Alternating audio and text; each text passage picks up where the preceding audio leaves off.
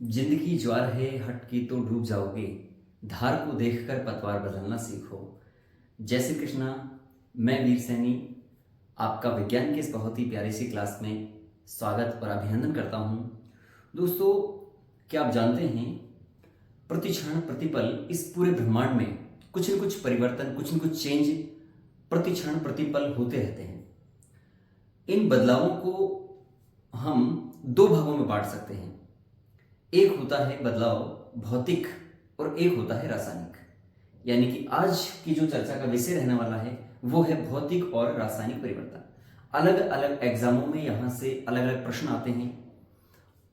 Topic कहने को छोटा सा है, लेकिन इसमें लगभग सभी एग्जामों में जहां पर साइंस पूछी जाती है वहां से काफी प्रश्न यहां पर देखे गए हैं। अगर दोस्तों आप इसको सही तरह से पढ़ लेते हैं और जब वीडियो देख रहे हैं तो नोट्स लेकर के बैठे हैं, इसको लिखते हैं, हम इसके नोट्स बना लें और ठीक ठाक इसका रिवीजन करें हम, तो मैं पूरी गारंटी से कह सकता हूं कि इससे बाहर आपका कोई प्रश्न नहीं जाने वाला। जी दोस्तों, ठीक है। तो भौतिक और रासायनिक परिवर्तनों को हम पढ़ें उससे पहले आप बात याद रखें कि परिवर्तन इस संसार का नियम है और भगवान श्री कृष्ण ने श्रीमद् भगवद गीता में भी कहा है कि परिवर्तन संसार का नियम है। आप भी अपने जीवन में, अपने विचारों में आपने देखा होगा कि जो आज से 1 साल पहले, 2 साल पहले, 5 साल पहले जो आपकी पसंद थी, नापसंद थी, वो आज कुछ हो सकता है चेंज हो गई हो, या आने वाले कुछ सालों में चेंज हो जाए, या जो किसी विषय को लेकर के जो आपकी विचारधाराएं थी उनमें भी कुछ बदलाव आ गया हो या आना है। तो दोस्तों ये सब स्वाभाविक है, ये बदलाव है जो होते रहते हैं। इन बदलावों को हम दो भागों में बांट सकते हैं।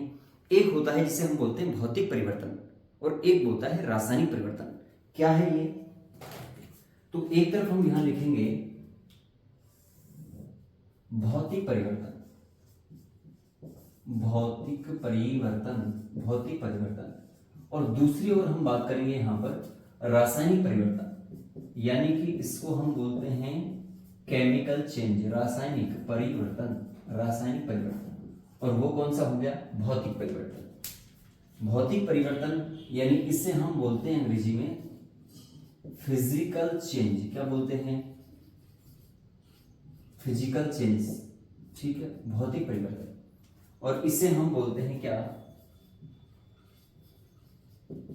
Chemical change. इसे हम बोलते हैं केमिकल चेंज। तो इस प्रकार से हम किसी भी परिवर्तन को या तो भौतिक कह सकते हैं या रासायनिक कह सकते हैं। आप ये मान के चलो कि परिवर्तन दो प्रकार का होता है, या तो वो भौतिक होगा या वो रासायनिक होगा। अब फिर वो क्यों किसी जीव में ही क्यों ना हो, किसी निर्जीव में ही क्यों ना हो, किसी भी चीज में हो सकता है, लेकिन परिवर्तन ये दो प्रकार का होगा, या तो वो भौतिक होगा और या रासायनिक होगा।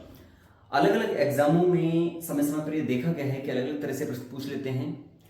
आपको उदाहरण दे देंगे वहां पर और 4 ऑप्शन या 5 ऑप्शन देकर के आपसे कहेंगे कि बताइए इनमें से कौन सा भौतिक परिवर्तन है, ये कौन सा भौतिक परिवर्तन नहीं है, ये कौन सा रासायनिक परिवर्तन है अथवा नहीं है।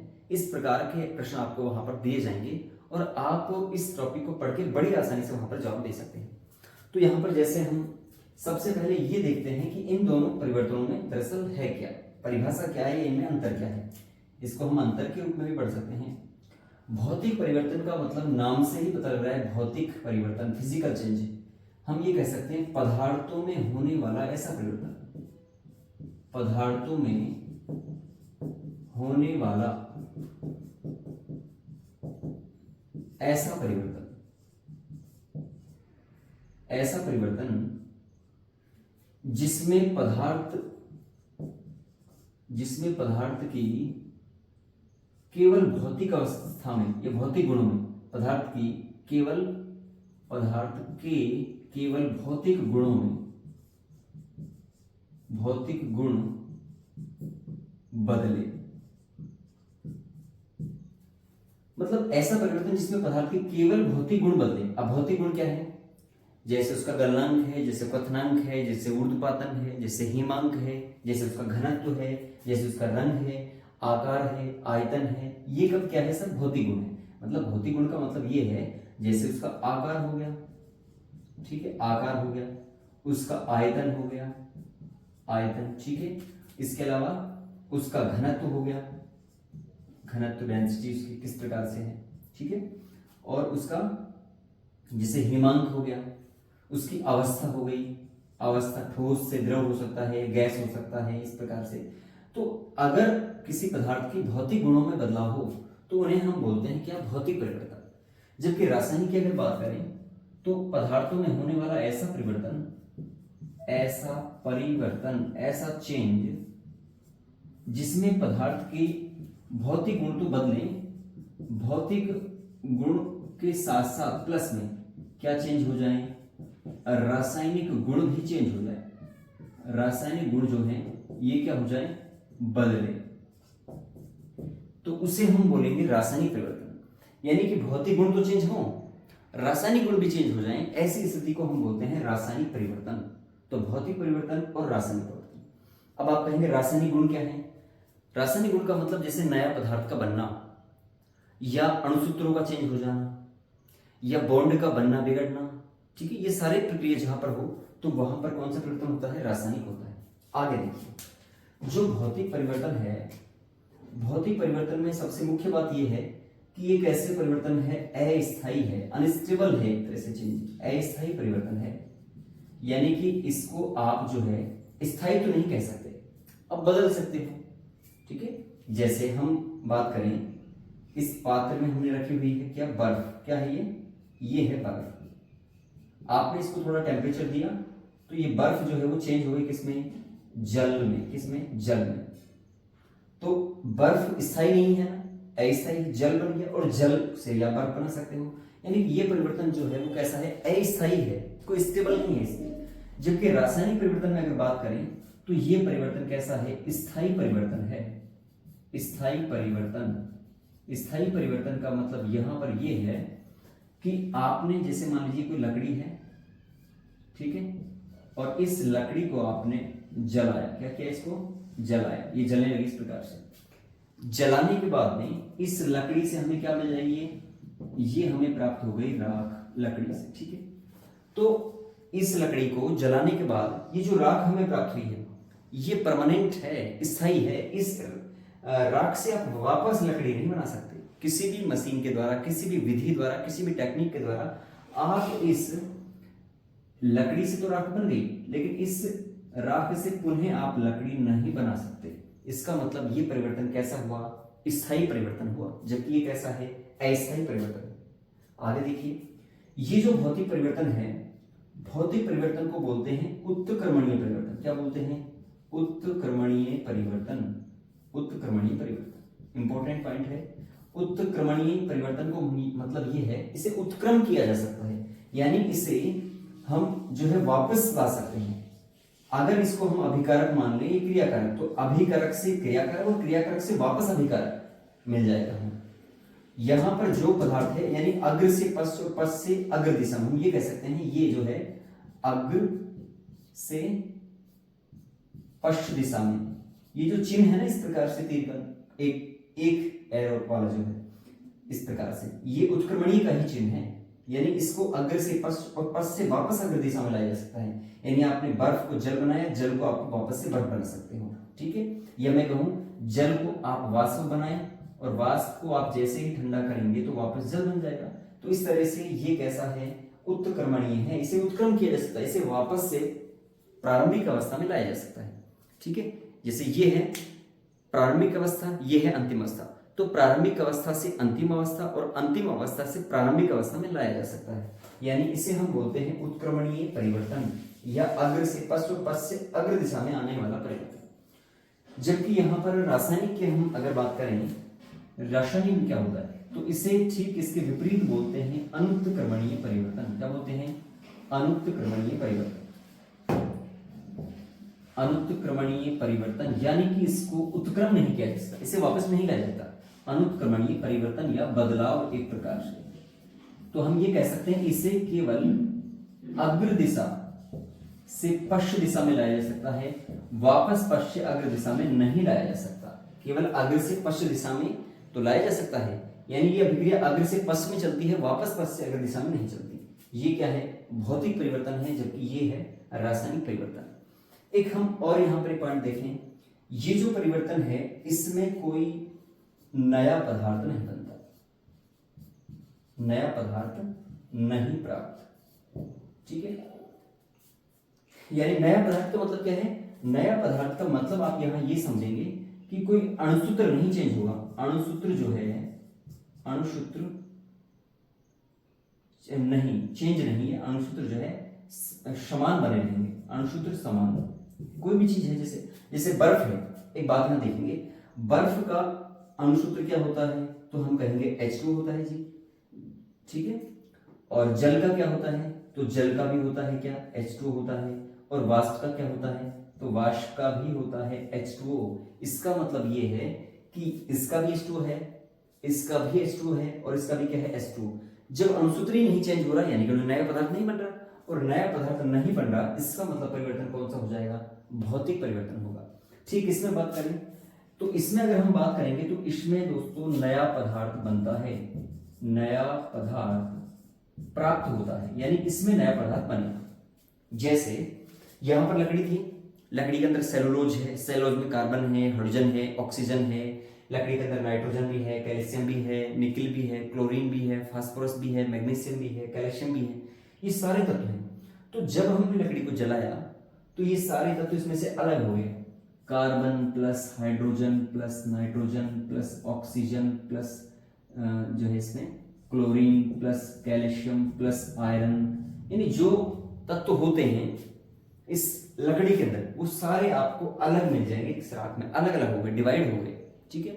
तो यहां पर कुछ अलग था कंपाउंड सेलुलोज के रूप में या अन्य पदार्थ, और यहां जैसे हमने इसको जलाया तो एक नया पदार्थ हमें प्राप्त हो गया वहां पर, इसलिए हम ये कह सकते हैं कि यहां पर नया पदार्थ प्राप्त है, जबकि यहां पर कोई भौतिक में कोई नया पदार्थ प्राप्त नहीं है। तो इस तरह से 3-4 बात अगर हम याद रखें, एक तो क्या, पदार्थों में होने वाला ऐसा परिवर्तन जिसमें पदार्थ के केवल भौतिक गुण बदले। केवल कौन से भौतिक गुण? याद रखना, यहां पर गलती नहीं करेंगे। भौतिक गुणों का मतलब जैसे आकार हो गया उसका, भाई आयताकार था अभी गोलाकार हो गया, तो आकार है, आयतन है, घनत्व है। जैसे यहां पर हम बात करें बर्फ का जो है, यहां पर क्या है, आकार अलग है, लेकिन यहां जैसे पानी बनेगा तो उसका चेंज हो जाएगा, ठीक है। तो आकार, इसी तरह से आयतन यानी पदार्थ के द्वारा घेरे गए स्थान, और घनत्व और अवस्था, ये भौतिक गुण हैं। तो भौतिक गुण बदले केवल, जबकि यहां पर भौतिक गुणों के साथ रासायनिक गुण भी बदल जाए। इसके अलावा ये कैसा है? अस्थायी परिवर्तन है, स्टेबल नहीं है, अनस्टेबल है, जबकि वो स्थायी परिवर्तन, एक बार जो बन गया आप उसको वापस नहीं ला सकते। इसके अलावा यहाँ देखिए ये उत्क्रमणीय है। उत्क्रमणीय मतलब इसे आप अग्र से पश्चिम और पश्चिम से अग्र दिशा में ला सकते हो, जबकि रासायनिक में ऐसा नहीं है। आपने अग्र से पश्चिम बनाया, आपने दूध से दही बनाई, तो आप ऐसा नहीं है कि अब दही से वापस दूध बना लेंगे, तो ऐसा बिल्कुल भी नहीं है। यानी कि ये परिवर्तन कैसा हो जाएगा? रासायनिक हो जाएगा। और रासायनिक परिवर्तन में नया पदार्थ बनता है। नया पदार्थ का मतलब ये कि अणुसूत्र इसमें चेंज हो जाता है, जबकि भौतिक परिवर्तन में क्या है? नया पदार्थ नहीं बनता, यानी कि अणुसूत्र समान रहता है, बदलेगा नहीं। जैसे यहां पर बर्फ का अणुसूत्र भी क्या है? H2 है, जल का भी H2 है, और वाष्प का भी H2 है। तो जब अणुसूत्र ही नहीं बदला तो इसका मतलब हम ये कह सकते हैं यहाँ पर पदार्थ में जो है कोई बदलाव यहाँ पर नहीं होगा, ठीक है। तो एक बार इसका आप स्क्रीनशॉट लें, आगे चलते हैं फिर अपन।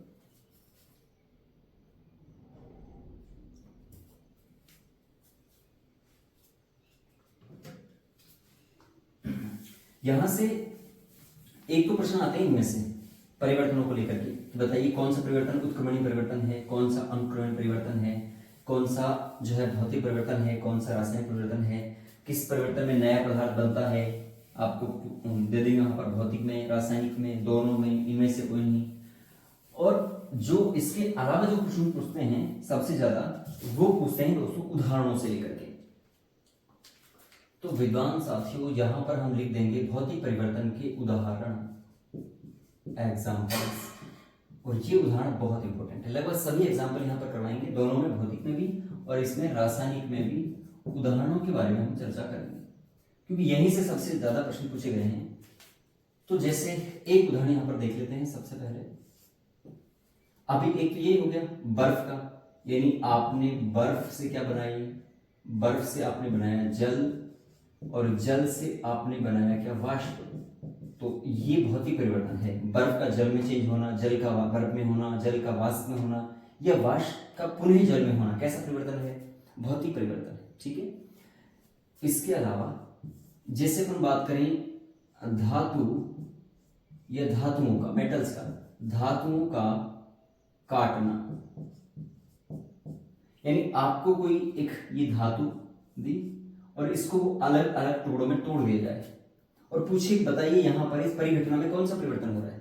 तो आप ये बताइए, धातु इसको हम काट रहे हैं तो काटने, ये जो है आयरन है, भी मान लीजिए आयरन है, ये लोहा, काटने के बाद में क्या आयरन के अतिरिक्त इसमें से कुछ नया बना क्या? कि इसके अणुसूत्र में या इसके प्रतिचिह्न में कोई बदलाव हुआ क्या? कि भाई हमने जैसे इसको काटा तो इससे ऑक्सीजन जुड़ गई हो, या हमने इसे जैसे ही काटा तो इसमें जो है इस लोहे के साथ में चांदी या लोहे के साथ में जो है एल्यूमिनियम आ गई हो, ऐसा नहीं है। इसका मतलब यहाँ पर कोई नया पदार्थ नहीं बन रहा, और जब इसको हम काट रहे हैं धातुओं को, यानी कि टुकड़ों में बांट रहे हैं, इसको छोटे छोटे टुकड़ों में कर रहे हैं, तो ये परिवर्तन कैसा होगा? भौतिक परिवर्तन होगा। और उदाहरण हम अगर इसके देखें तो जिससे धातुओं को पिघलाना या गलाना या मेल्ट करना, गलाना या मेल्ट करना, आपने कोई पात्र लिया और इस पात्र में आपने कोई भी मेटल यानी धातु को रखा और इसको आपने गर्म करके एक द्रव अवस्था में ला दिया। इस सामान्य पारे के अलावा धातु जो है ठोस अवस्था में होती है, पारा द्रव अवस्था में होता है। तो अगर आपने इसको गर्म करके द्रव अवस्था में ला दिया तो बताओ इस प्रकार का परिवर्तन कैसा परिवर्तन है? तो दोस्तों हम बताएंगे कैसा है, भौतिक परिवर्तन है। क्यों? देखिए, जैसे मान लो कोई भी धातु है, मान लीजिए इसमें एल्यूमिनियम है, कौन सा है? एल्यूमिनियम। जैसे आपने एल्यूमिनियम को टेम्परेचर दिया तो एक टेम्परेचर के बाद में ये क्या है? लिक्विड फॉर्म में आ जाएगा, द्रव अवस्था में आ जाएगा। ये भी याद रखो, जितनी भी धातुएं हैं सभी को द्रव अवस्था में बदला जा सकता है, बस शर्त ये कि आपके पास टेम्परेचर बहुत ज्यादा होना चाहिए। उसके लिए जितनी ज्यादा गलनांक वाली धातु होगी उतना ही आपको टेम्परेचर देना पड़ेगा। तो एल्यूमिनियम को अगर आपको द्रव अवस्था में बनाना है तो इसको टेम्परेचर दिया और द्रव अवस्था में बन गया। तो ये जो है अब परिवर्तन कैसा है? भौतिक है। क्यों है? जैसे ही आप टेम्परेचर को कम करोगे, इसको ठंडा करोगे, वापस ये जो द्रव है वो किस में चेंज हो जाएगी? ठोस में चेंज हो जाएगा, धातु में चेंज हो जाएगा। तो इसका मतलब कैसा है? भौतिक परिवर्तन है। क्योंकि यहाँ पर कोई नया पदार्थ नहीं बना, यहाँ पर इसका जो प्रतिचिह्न है एल है, यहाँ पर भी बाद में भी क्या रहेगा? एल ही रहेगा ठोस के बाद भी और द्रव में भी। इसलिए ये परिवर्तन भौतिक परिवर्तन है। आगे हम चर्चा करें यहाँ पर और कौन सी परिवर्तन हो सकता है। जैसे आपसे पूछा जाए कि स्प्रिंग या रबड़ बैंड को खींचना कैसा परिवर्तन है? तो ये स्प्रिंग हो गई आपकी इस प्रकार से, ठीक है, या कोई आपका रबड़ बैंड, इस स्प्रिंग को आपने खींचा और खींचने के बाद में ये इस प्रकार से बन गई, इस प्रकार से। या आपने कोई रबड़ बैंड है, इस रबड़ बैंड को आपने खींचा और ये जो है पतला इस प्रकार से हो गया। तो ये परिवर्तन कैसे परिवर्तन है? याद रखेंगे, स्प्रिंग खींचने से पहले जिस धातु की थी, मान लेते हैं लोहे की थी, बाद में भी किसकी रहेगी? लोहे की रहेगी। कोई नया पदार्थ नहीं बना। जब नया पदार्थ नहीं बना इसका मतलब परिवर्तन कैसा है? भौतिक परिवर्तन है। आपसे इसको ऐसे ही पूछा जाता है कि किसी स्प्रिंग पर दोनों ओर 10-10 न्यूटन बल लगाया जाता है विपरीत दिशाओं में। जैसे ये स्प्रिंग है तो इस पर दोनों ओर से 10-10 न्यूटन बल लगाया जाएगा, इधर भी और इधर भी। अगर किसी स्प्रिंग पर दोनों सिरों से 10-10 न्यूटन बल लगाया जाता है, अगर ये स्प्रिंग जो है अपनी प्रारंभिक अवस्था को खो देती है इस स्थिति में, तो बताइए यहां पर कैसा परिवर्तन होगा? अब आपको ये भ्रमित करने के लिए दे रहा है कि ये प्रारंभिक अवस्था में नहीं आए, तो प्रारंभिक अवस्था में आए या नहीं आए, वो रहेगा परिवर्तन कैसा? भौतिक ही रहेगा, क्योंकि उसका जो है उसमें ना तो नया पदार्थ बना है और ना ही वो स्थायी परिवर्तन है। इसलिए कैसा है? भौतिक परिवर्तन ही आएगा। इसके अलावा हम भौतिक परिवर्तन और देखें यहाँ पर कौन कौन सा है। जैसे बल्ब का जलना, बल्ब का जलना, तो बल्ब का जलना भी कैसा है? भौतिक परिवर्तन है। आपने जैसे ही विद्युत धारा प्रवाहित की तो विद्युत धारा प्रवाहित करने पर ये बल्ब क्या हो गया? प्रदीप्त हो गया, प्रकाशित हो गया। और जैसे विद्युत धारा आपने हटाई वापस से बुझ गया एक तरह से। तो इसलिए यहाँ पर कोई नया पदार्थ नहीं बना, ना ही रासायनिक अभिक्रिया हुई। इसका मतलब ये भी कैसा परिवर्तन है? भौतिक परिवर्तन है। इसी तरह से आपसे प्रश्न पूछा जाए इसमें से, मोम को पिघलाना, मोम को पिघलाना या गलाना। तो मोम को जलाना होता तो रासायनिक कह सकते थे हम, लेकिन यहाँ पर मोम को पिघलाना है या गलाना है, तो इस कंडीशन में भी कौन सा परिवर्तन होगा? भौतिक परिवर्तन ही होगा। और देखिए भौतिक परिवर्तन के बारे में यहाँ पर 7 नंबर पर हम देख सकते हैं। जैसे आपको दिया जाए लकड़ी को काटना, लकड़ी को काटना कैसा परिवर्तन है? भौतिक की रासायनिक? तो याद रखिए ये कोई लकड़ी है, इसको आप टुकड़ों में इस प्रकार से बांटते हैं, तो बांटने से पहले और बांटने के बाद लकड़ी में कोई नया पदार्थ नहीं बनता। लकड़ी जिस चीज से पहले बनी हुई थी बाद में भी उसी चीज से बनी हुई है, इसमें कोई केमिकल रिएक्शन नहीं हुई, कोई केमिकल बदलाव नहीं हुआ। इसका मतलब यहाँ पर भी बदलाव कैसा है? भौतिक परिवर्तन है। ये भी परिवर्तन कैसा होगा? भौतिक ही होगा। इसी तरह से आपसे पूछ लिया जाए जैसे कि किसी कांच को तोड़ना, बताओ कैसा परिवर्तन है? अब आप इससे ये ना सोचिए कि कांच को तोड़ना, तो कांच को तोड़ने के बाद क्या उसको वापस हम कांच बना सकते हैं क्या? तो सामान्य हम ऐसे नहीं बना सकते, लेकिन उसको हम कांच को वापस से पिघला करके फिर कांच बना सकते हैं।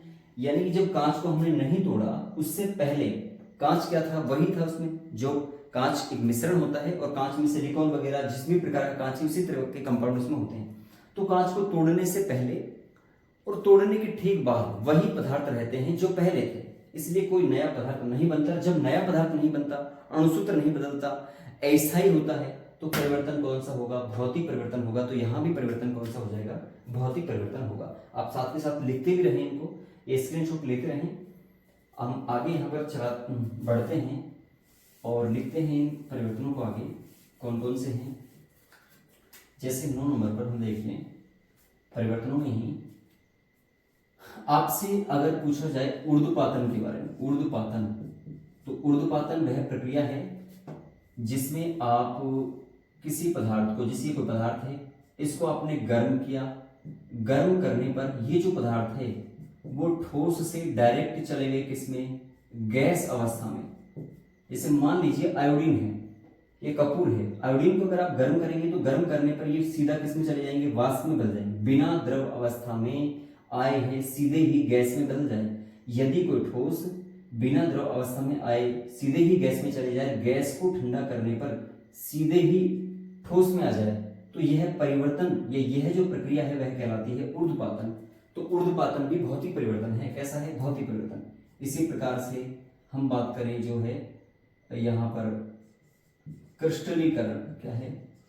क्रिस्टलीकरण, किसी भी पदार्थ का क्रिस्टलों में परिवर्तित होना क्रिस्टलीकरण कहलाता है। तो क्रिस्टलीकरण भी भौतिक परिवर्तन है।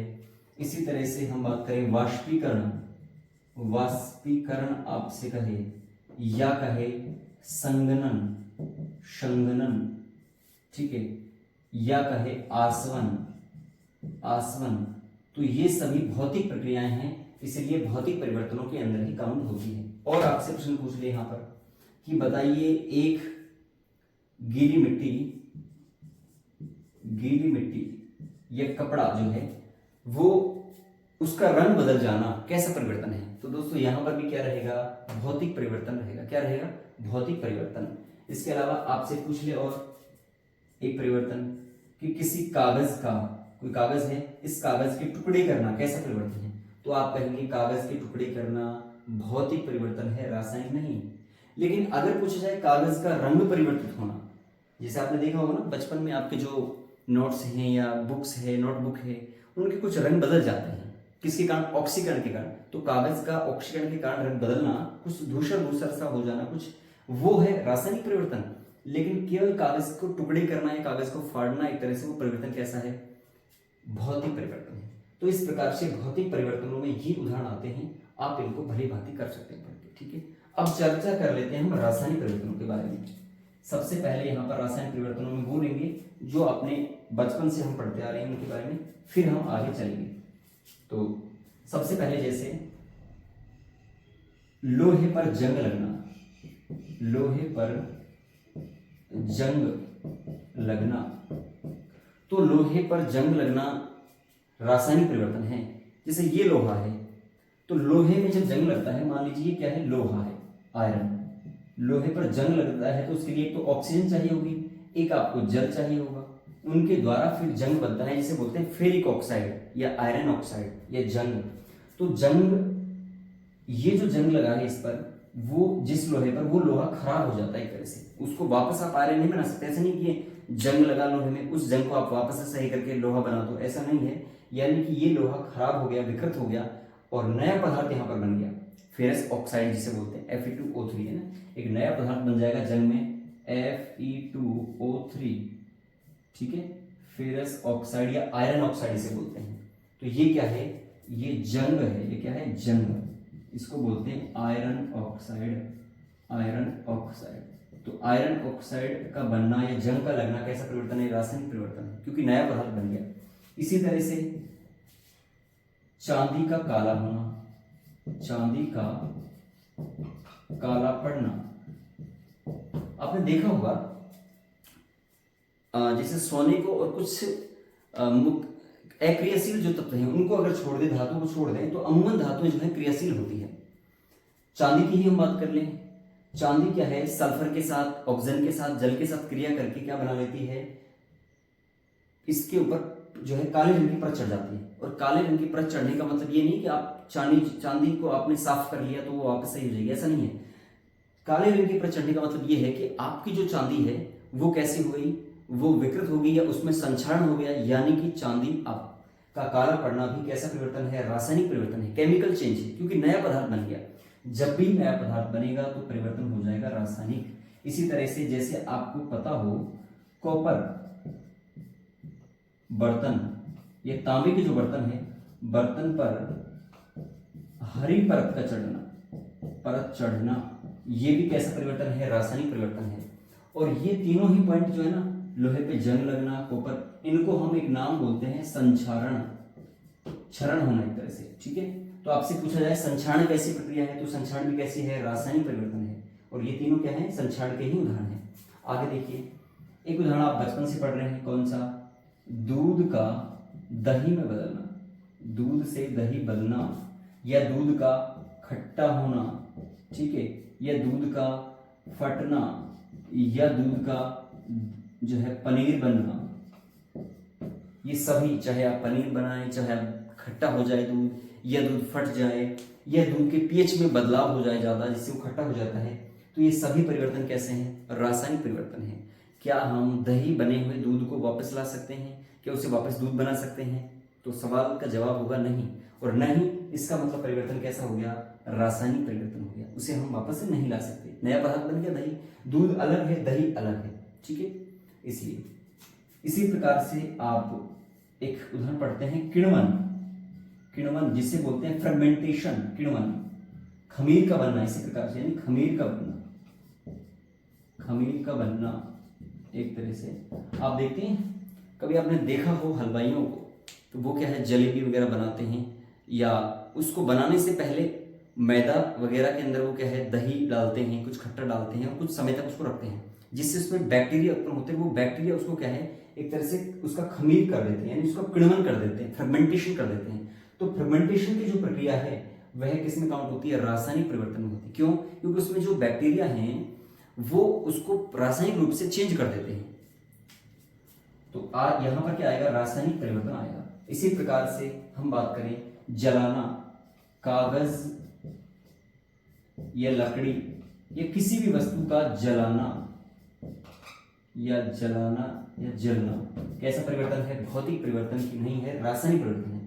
क्योंकि आप किसी भी कागज को या किसी भी वस्तु को जलाने के बाद आप उसका क्या बन जाएगी, राख बनेगी, यानी नया पदार्थ बन गया। आप इसको वापस से पुनः प्राप्त नहीं कर सकते, इस राख से आप कागज नहीं बना सकते, यानी कि परिवर्तन कैसा हो जाएगा, रासायनिक परिवर्तन हो जाएगा। रासायनिक पदार्थ परिवर्तन में जो आपने पढ़ा है, नया पदार्थ बनता है, ये स्थायी परिवर्तन है, इसको उत्क्रमण नहीं किया जा सकता, यानी कि उत्क्रमणीय नहीं है, कैसा है, अनुत्क्रमणीय परिवर्तन है, ठीक है।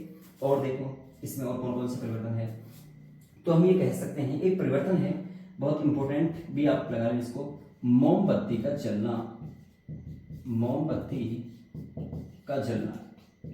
आपसे पूछा जाए मोमबत्ती का जलना कैसा परिवर्तन है, भौतिक परिवर्तन है या रासायनिक परिवर्तन है। तो दोस्तों मोमबत्ती जब जलती है तो ये आपने देखा होगा यहाँ पर क्या काम होता है, एक तो ये होता है कि जब मोमबत्ती जलती है तो यहाँ पर मोम जलता है और ये वर्तिका भी जलती है, ये वर्तिका हो गई जिसको बाती हम बोलते हैं, ये भी जलती है और क्या जलता है, मोम जलता है। तो यहाँ तो परिवर्तन हो गया कौन सा, रासायनिक हुआ, क्योंकि मोम का या वर्तिका का जलना रासायनिक परिवर्तन है। लेकिन इसके साथ इस हीट के कारण, इस उष्मा के कारण कुछ मोम जो है पिघल करके और इस प्रकार से आता है, ठीक है। इसलिए ये जो परिवर्तन है वो है कैसा, भौतिक परिवर्तन, क्योंकि पिघले हुए मोम से तो हम वापस से बना सकते हैं। तो यहाँ पर रासायनिक प्लस में भौतिक दोनों परिवर्तन साथ साथ हो रहे हैं, इसलिए इसे हम बोलते हैं कैसा, रासायनिक परिवर्तन। अब हम इसमें क्या करें, भौतिक को माने या रासायनिक को माने। तो दोस्तों कहीं पर भी शब्द आ जाए जलना, कहीं पर भी शब्द आए जलना, तो इसमें फर्स्ट जो बात है वो क्या मानेंगे हम, रासायनिक परिवर्तन मानेंगे। लेकिन मोमबत्ती के जलने में वो ऑप्शन के विकल्प के ऊपर चयन करेगा, विकल्प के अनुसार। अगर विकल्प में दिया गया है भौतिक परिवर्तन, सेकंड है रासायनिक परिवर्तन, तीसरा है भौतिक व रासायनिक दोनों, तो उस स्थिति में हम कर देंगे भौतिक और रासायनिक दोनों, भौतिक परिवर्तन और रासायनिक परिवर्तन दोनों इसमें हो जाएंगे। और लेकिन अगर एक ही परिवर्तन है तो हम फर्स्ट को किसको मानेंगे, रासायनिक को। कहीं पर भी कोई भी चीज जलती है, किसी भी चीज का दहन होता है, दहन, तो हम ये समझें कैसा परिवर्तन है, रासायनिक परिवर्तन है, भौतिक परिवर्तन नहीं। इसी प्रकार से देखो, जैसे हम बात कर लेते हैं यहाँ पर और रासायनिक परिवर्तन कौन कौन से हैं। तो एक परिवर्तन है जिसमें अपन ये कह सकते हैं पेट्रोलियम पदार्थ, पेट्रोल, डीजल, केरोसिन, यानी कि पेट्रोलियम पदार्थों का दहन कैसा परिवर्तन है।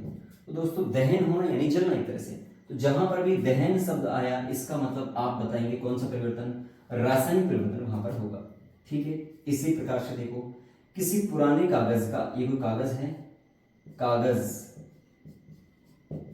का रंग बदलना, रंग परिवर्तित, लेकिन ये रंग परिवर्तन जो है वो कैसा है, ऑक्सीकरण के कारण है। और कैसा परिवर्तन है, रासायनिक, ऑक्सीकरण। ऑक्सीकरण का मतलब ऑक्सीजन का जुड़ना, जहां पर भी ऑक्सीजन जुड़ेगी तो ऑक्सीकरण होगा। और ऑक्सीकरण होने का मतलब यह है कि कागज जो है ऑक्सीजन के कारण, ऑक्सीकरण प्रक्रिया के कारण रंग बदल देगा, आपको पुराना कागज जो है थोड़ा सा रंग परिवर्तित मिलेगा। तो वो परिवर्तन कैसा है, रासायनिक है, भौतिक नहीं है। इसी तरह से जैसे आपसे पूछे फलों का पकना, फलों का पकना, तो इसको आप बड़ी आसानी से बता देंगे कि फल जब पकते हैं तो क्या पके हुए फल को आप कच्चा कर सकते हैं क्या, कि भाई इसको चलो ये फल पसंद नहीं है, इसको बाद में पकाएंगे हम कच्चा, ऐसा नहीं हो सकता। यानी कि हम यहाँ पर कहेंगे फलों का पकना भी कैसा परिवर्तन है, रासायनिक परिवर्तन है। और वैसे भी अगर देखें तो फलों के अंदर जो पिगमेंट होते हैं उसके अंदर कुछ केमिकल चेंज हो जाते हैं और नया पदार्थ वहां पर बनता है, तो फलों का पकना कैसा है, रासायनिक परिवर्तन है। इसी तरह से हम बात करें भोजन बनाना, भोजन बनाना भी कैसा परिवर्तन है, रासायनिक परिवर्तन है। आपने किसी चीज की सब्जी बनाई, आपको लगा कि आज लौकी की, घिया की सब्जी बननी चाहिए, और फिर आपका माइंड जो है चेंज हो गया, आपको लगा कि नहीं मैंने गलत सोच ली, दरअसल आज सब्जी कुछ और बनाएंगे, तो क्या उस घिया को, इस लौकी को आप वापस से लौकी बना सकते हैं, नहीं। यानी कि परिवर्तन कौन सा है, रासायनिक है, आप उसे प्रारंभिक अवस्था में नहीं ला सकते, वो स्थायी बन गया, ठीक है, स्थायी उसमें आ गया, परिवर्तन कैसा हो जाएगा, रासायनिक परिवर्तन होगा। इसी तरह से और परिवर्तनों की बात करें हम तो रासायनिकों में अगर हम देखें यहाँ पर ताजा, ताजा सेब का रंग परिवर्तित, रंग परिवर्तित, आपने देखा है ये सेब है, ठीक है, और इसको आप यदि इस प्रकार से बीच में से काट दें, ठीक है, इस तरह से, तो ये जो है, ये जो आपने काटा है, ये जो भाग है, ये कुछ समय बाद ये आपको थोड़ा सा रंग में बदलाव हो जाएगा, रंग इसका चेंज मिलेगा।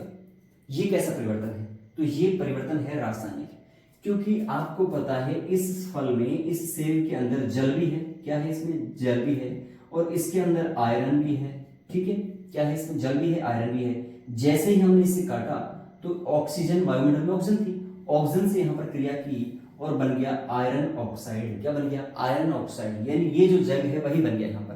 तो इसलिए इस सेब का या जो सब्जियां जो है जब उनको काटते हैं हम तो कुछ सेकंड बाद ही, कुछ समय बाद ही उनका रंग बदल जाता है, थोड़ा सा धूसर हो जाता है, काला पड़ने लगता है। तो ये परिवर्तन भी कैसा है? रासायनिक परिवर्तन है। और देखिए रासायनिक परिवर्तन में आपसे कहा जाए कि बताइए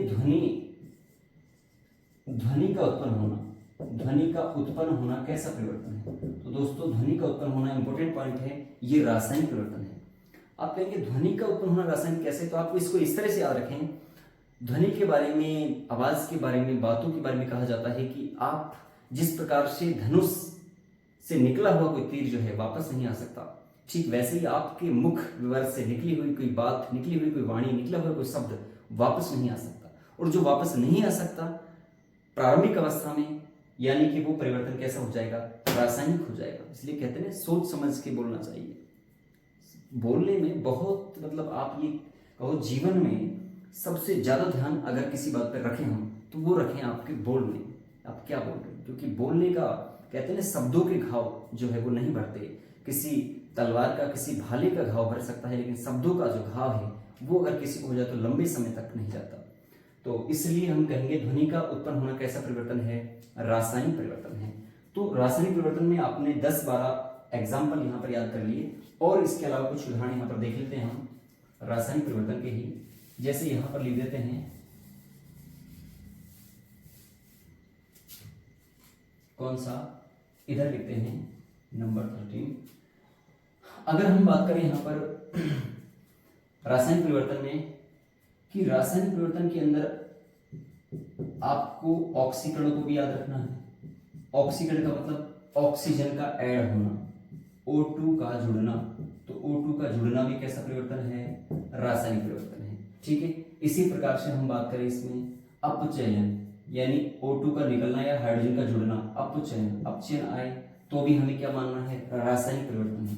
इसी तरह से अगर आए विकृत गंधिता, तो विकृत गंधिता भी कैसा है? रासायनिक परिवर्तन है। विकृत गंधिता का मतलब आपने देखा होगा, जो खाद्य पदार्थ जो होते हैं, खाने पीने के जो भी सामान होते हैं, उनको अगर वो जो है ऑक्सीजन से क्रिया कर ले, बैक्टीरिया से क्रिया कर ले, बैक्टीरिया उनको कुछ समय बाद जो है खराब कर देते हैं और उनकी गंध में कुछ बदलाव आने लगता है, जिसे बोलते हैं विकृत गंधिता। विकृत गंधिता से बचाने के लिए आपको ये याद रखना है कि चिप्स के जो पैकेट हैं उनमें नाइट्रोजन गैस भरी जाती है। कौन सी गैस भरी जाती है? Nitrogen gas. किससे बचाने के लिए? विकृत गंधिता से बचाने के लिए उसमें नाइट्रोजन गैस भरते हैं, ताकि वो ऑक्सीजन से क्रिया ना करे और ऑक्सीडेशन ना हो वहां पर। ठीक है, तो ये प्रक्रियाएं किस में आती है? ये भी रासायनिक परिवर्तन में आती हैं। इस तरह से दोस्तों यहाँ पर हम भौतिक और रासायनिक परिवर्तन को भली भांति समझ सकते हैं। यहाँ से हर एक पॉइंट से प्रश्न पूछा हुआ है। आपसे पूछ ले, बताइए चांदी का काला पड़ना कैसा परिवर्तन है? ऑप्शन में आपको दे दे भौतिक, रासायनिक, दोनों, इनमें से कोई नहीं, तो आप कहेंगे कौन सा? यहाँ पर भौतिक परिवर्तन ना होकर के रासायनिक परिवर्तन है। तो अगर इनको आप सही तरह से पढ़ते हैं तो इसके सभी प्रश्नों के जवाब आप बहुत आसानी से देंगे। ठीक है दोस्तों, वीडियो आपको कैसी लगी कमेंट करके जरूर बताएं। आज के लिए इतना ही, मिलते हैं अगली क्लास के लिए। तब तक के लिए जय श्री कृष्णा, राधे राधे।